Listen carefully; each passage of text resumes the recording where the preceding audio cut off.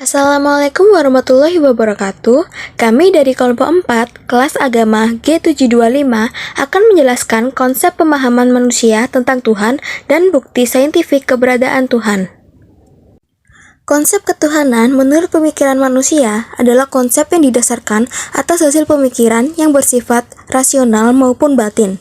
Dalam sejarah agama, dikenal teori evolusionisme, yaitu teori yang menyatakan adanya proses dari kepercayaan yang amat sederhana lama-kelamaan meningkat menjadi sempurna. Proses tersebut yaitu: yang pertama, dinamisme. Manusia sejak zaman primitif telah mengakui bahwa ada kekuatan yang memiliki pengaruh dalam kehidupan. Mereka percaya bahwa setiap benda mempunyai pengaruh pada manusia, ada yang memiliki pengaruh positif maupun pengaruh negatif.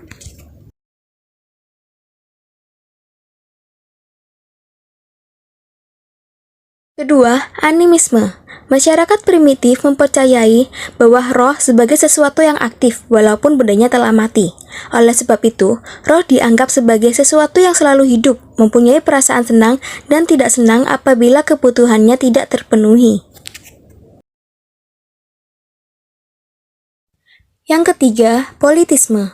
Masyarakat mulai mempercayai adanya dewa yang mempunyai tugas serta kekuasaan yang sesuai dengan bidangnya masing-masing. Yang keempat, henotisme. Dalam paham ini, dewa-dewa yang dipercayai dilakukan penyeleksian. Mereka berpikir tidak mungkin para dewa tersebut mempunyai kekuatan yang sama. Seiring berjalannya waktu, kepercayaan manusia telah meningkat menjadi lebih definitif. Satu bangsa hanya mengakui satu dewa, namun beberapa manusia masih mengakui Tuhan bangsa lain. Yang kelima, monoteisme.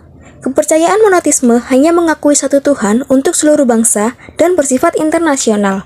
Bentuk dari monoteisme ini ditinjau dari filsafat ketuhanan terbagi menjadi 3 paham, yaitu deisme, panteisme, dan teisme.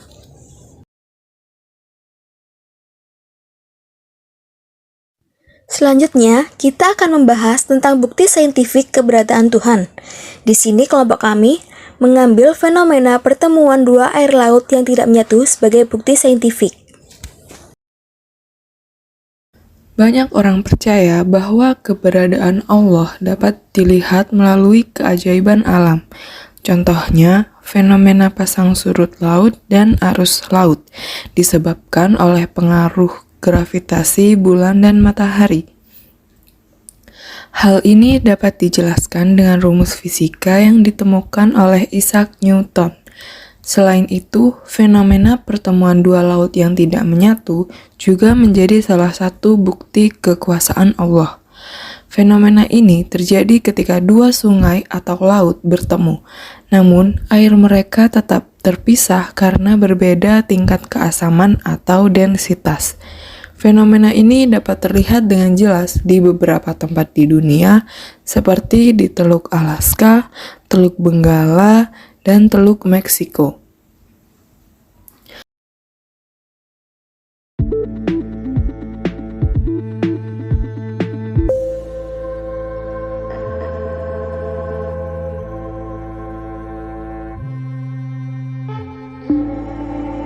Fenomena pertemuan dua laut yang tidak menyatu telah menjadi topik perbincangan di antara banyak orang yang percaya akan keberadaan Allah.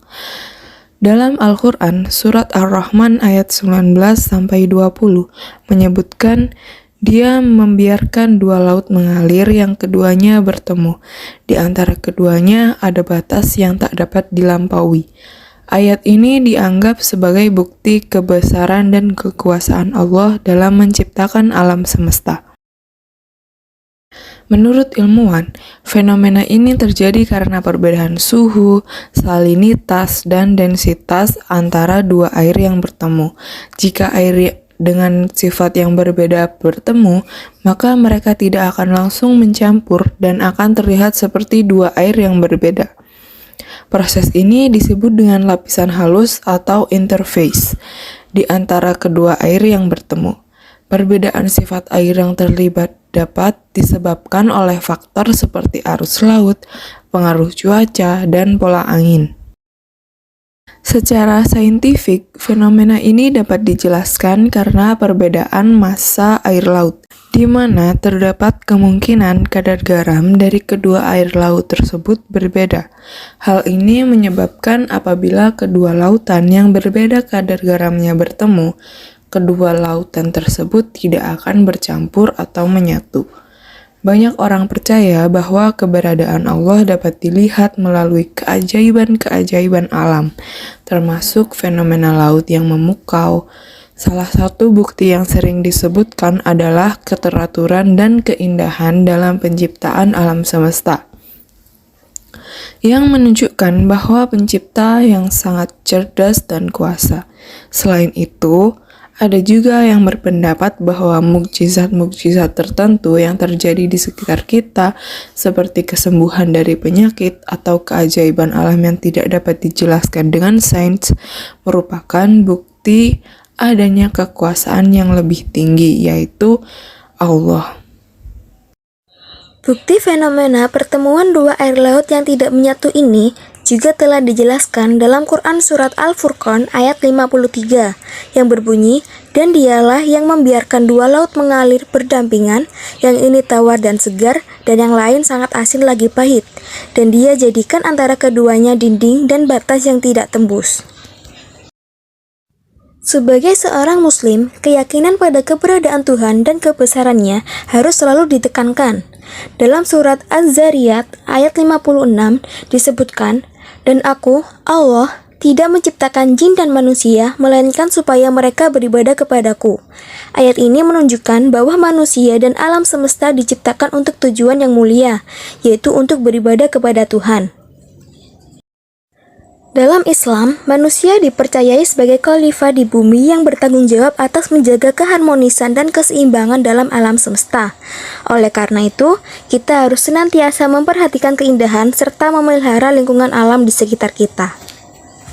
Kesimpulan yang dapat kita tarik yaitu, fenomena pertemuan air laut yang tidak menyatu ini dapat dijelaskan secara ilmiah dan sebagai salah satu bukti keberadaan Allah Subhanahu wa Ta'ala karena terdapat ayat yang menjelaskan tentang fenomena tersebut di dalam Al-Quran. Sebagai manusia, kita harus bertanggung jawab dalam menjaga keseimbangan alam semesta. Sekian penjelasan dari kelompok 4. Terima kasih atas perhatiannya. Wassalamualaikum warahmatullahi wabarakatuh.